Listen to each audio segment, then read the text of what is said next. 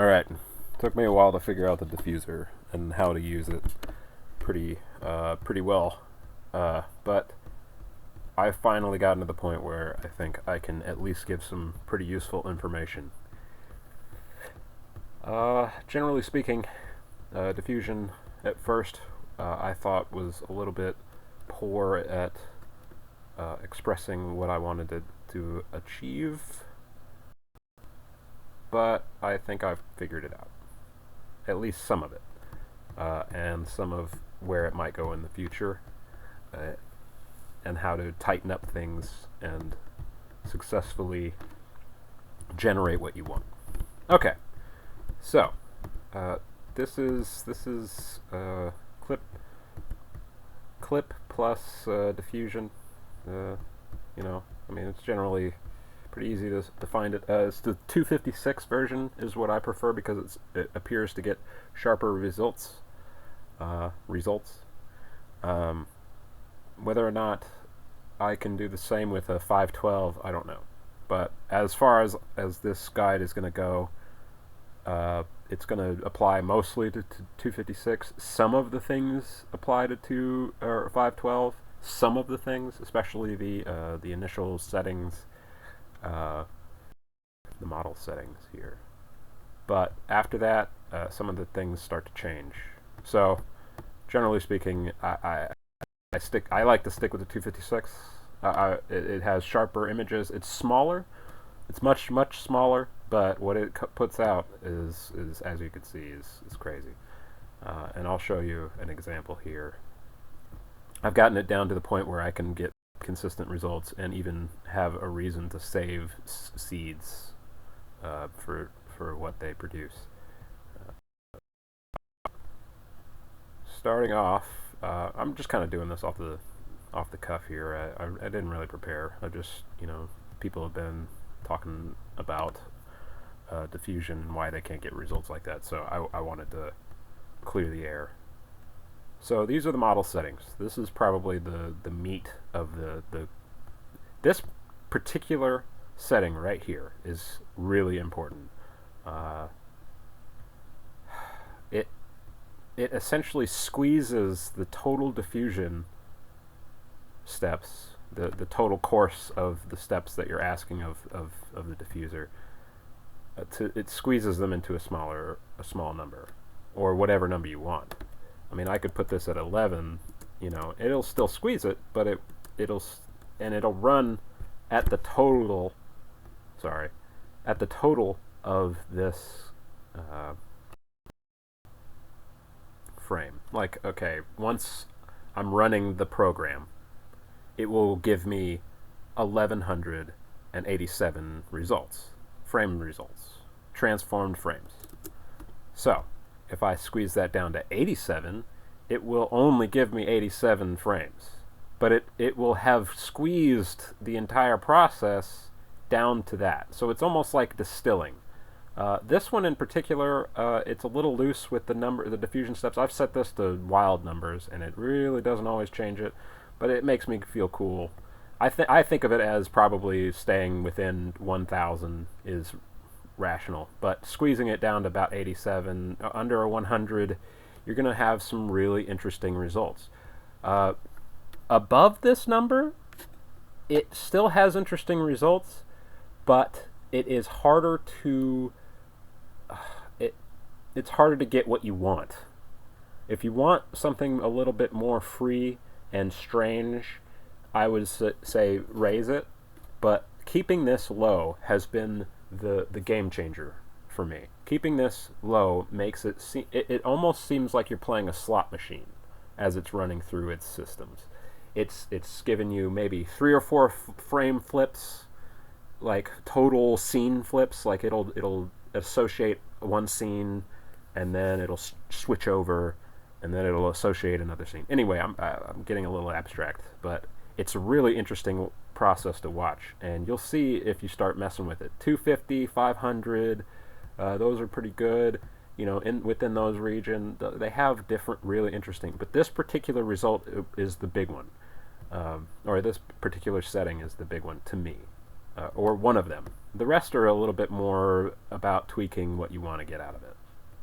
Now, right now I'm trying to make Magic the Gathering cards. I'm using initial images that are actual Magic the Gathering cards, and that's one of the important things about skipping time steps. Okay, this is probably the second most important setting of the entire fucking system. If you set this, okay, you know that you have 87 total time steps, right? If you set this to 35, it will have already gone through a certain amount of. It will pretend that it has gone through a certain amount of the image, and what you've given it this will be at its 35 mark. So it'll be like, oh, okay, I've gone this far. How much do I need to change it now? Only this many numbers, because it keeps tabs of how many its total, the time step restate or respace is. So it knows that it only has 87 steps. It has kind of an idea of what it's going to complete to. This is how far along you want it. So if you want to generate an image that's extremely close, you raise this a little bit higher. And since you're using like under 100 time steps total, you're not going to want to go up by many numbers. You're going to want to go up at one or two at a time. But generally speaking, if you want it very, very loose, like at the rate that I'm using it at 87, if you want it very loose, you want it under 10. If you want it pretty firm, you want it around 35 here. And I'll show you what I mean by a run here. So the rest of these things we're just going to ignore. Just leave it at that. Just set it to that and leave it there. If you the end batches, you can figure all that stuff out. But this is a slight modification I've done to some of this. Anyway, I wanted to make so I can make videos. So as you can see, it still knows what that is. It has changed it a little bit, but it's going to keep changing it. And now you see what I'm talking about here. It's changing certain parts. But it's still maintaining a certain form. It knows the initial image. Another important setting I've found is where well, clip guidance scale is somewhat important. It kind of tells you how much it wants to respect the initial image. If you have this low, it's not going to go back to the initial image very often to check. That's kind of what I'd think of it as. It's like a save point. It looks at the initial image that you've given it, and it says, okay, what can I take from this? And changing that can wildly change how it interprets the initial image and what kind of results you'll get. But generally speaking, I really need to say anything more about the results here. Like this is crazy. You know, thinking of it as a Magic the Gathering card, this is a Gathering card generator to me. It's a little fuzzy, and it stays a little fuzzy sometimes. And I think that the higher quality initial image you use, the better. But I'm gonna show you how easily this whole thing is kind of changed dramatically. So I'm gonna put this down. Also, the seeds will remain consistent if you use a higher, what I had it as. It will remain fairly consistent. If you have like a face in one of them, it'll make another face, and you can change the prompt and it'll still have the same face. It's wild. Anyway, but it'll keep all of the same things, but you've changed the prompt, so it'll still have the face, but you can influence how the face is. Anyway, so once you've located a certain good seed, for example this one, then you can start messing with changing the prompt and influencing the outcome. So I'm going to show you, just for the sake of example, what it looks like when you change it down, and I can change it upwards too. I haven't really gone super far up because I want it still to transfer. But this is an example, and as you can see, it has more time steps to go.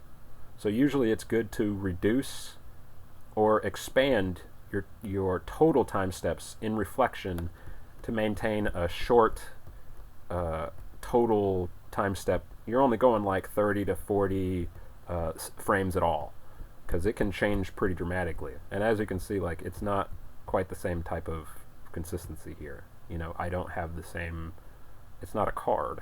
It's still making something very interesting, but with the same seed, with every other aspect the same, except for how far along it's going in the time skip.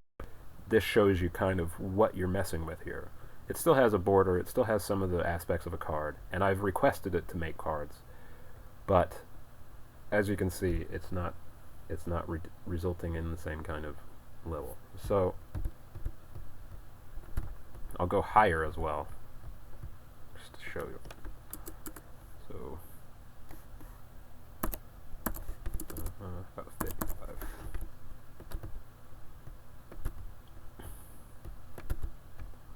As to making as well, prompts, you want to go in straight hard with the art station. You just want to find somebody who can do amazing work and pile them on consistently. Amazing work.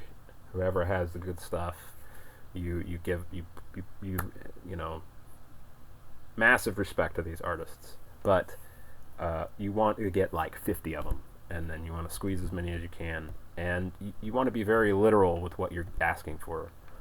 You want to just straight up ask for what you're looking for. I mean, as you can see, I wanted a portrait. A portrait gives you a lot of faces, so, you know, for example, I've also found, like, mobster will give you a certain type of person's face. You'll get, you know, noir. You know, you can change how the faces are being influenced. You'll see kind of a little bit more clearly if you start messing around with it yourself. But the more artists, usually the better. And also, in the beginning part, you can kind of tell it what you want, how you want it. If you say framed before all of the different, early on in the prompt, it makes a difference where you put it. Early on in the prompt, if you put like framed or portrait, for example, or card, it will give you those as kind of stylistic choices for the full form of the image. So, I think that's pretty clear. We're gonna run it at the higher time skip. See, it's lower. See, now it's retained quite a lot more, and it's almost not changing anything. So, it's a fine line. It's a fairly fine line. You can really, but it really starts to feel like kind of, you can get a critical hit occasionally and get some really special stuff if you have it at lower levels. It's like a randomizer more than anything else at that point, and it's just kind of whether or not it lands on the right configuration as it develops, and whether or not you're going to enjoy the result. So like this is super low, and it's totally made it doesn't remember that it's a card really. It's just producing. And as you can see, it goes through several different, very complex changes. You know, like that's a completely different result. You can imagine where that result would have gone if instead of having this influence. So, and look, it's something completely different now. It's actually kind of cool, but it might be making me a spatula here. Come on, give me the spatula. Give it to me. Anyway, I just wanted to give a little bit of input on where I am with this thing. It's been a struggle with the diffuser. It's not as fun maybe as the VQGAN, but its ability to create certain things with fidelity has gotten to the point where I think I can't. It's with in another few steps, or another few developments, maybe a little bit of sharpness enhancement. This is going to be able to make whatever you want, as high a quality as you want, whatever, whenever. I mean, you know, it might take a little bit of finagling, but you're gonna get results. It's totally possible. You heard it here first. So, anyway, I'm gonna go and do some experiments. Have fun. All hail the singularity.